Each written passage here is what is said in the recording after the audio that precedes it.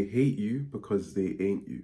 One thing I've noticed about family members, friends, and people that I've built up as acquaintances is that once they start to see you improve in your life, it's a natural human condition to want to be jealous and judge and kind of maybe go against you in certain different aspects. Now, one thing I've understood about that is it doesn't come from a place of malice. I mean, sometimes some people are just maliciously like assholes and they want you to not do what you're doing. So they look at you improving, they look at you becoming something that you've always wanted to do. You're confident, you know, you're enjoying your life, you found a hobby that you enjoy and you're improving.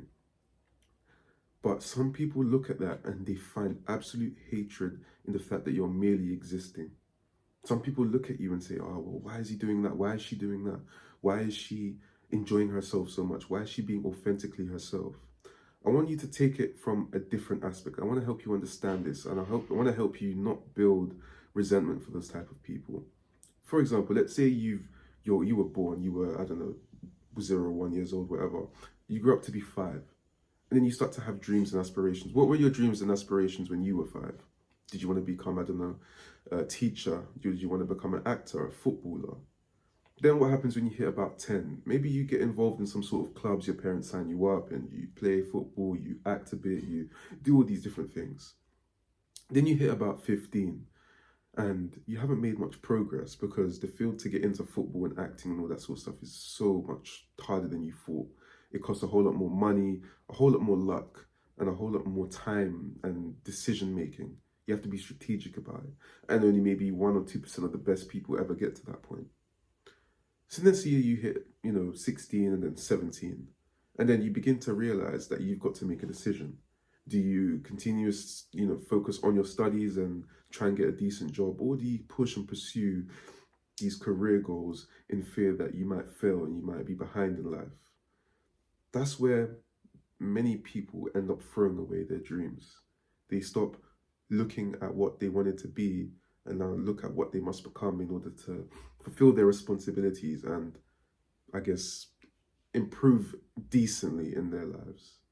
Now they look at somebody like you, somebody that's decided not to take the path most traveled. They've decided to take the path least traveled.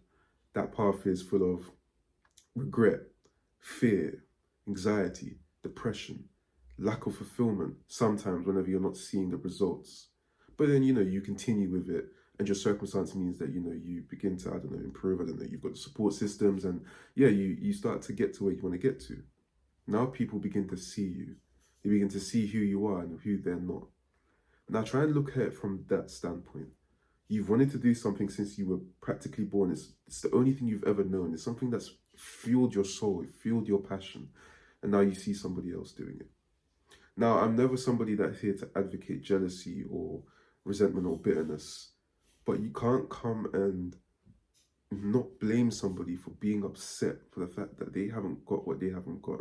And I guess we all create our circumstances and we all, whatever. But I'm merely just trying to display and characterize what that might look like for somebody that doesn't like you because they ain't you.